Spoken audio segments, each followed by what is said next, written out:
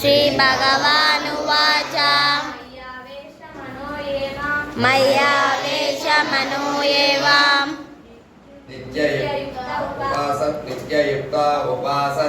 नित्ययुक्ता उपासते श्रद्धया परयोपेता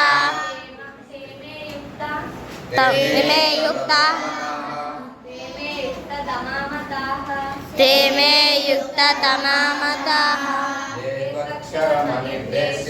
ये त्वक्षरमनिर्देश्यम् अव्यक्तं पर्युपासते सर्वत्र गमचिन्त्यं च कूटस्थम् अचलं ध्रुवम्।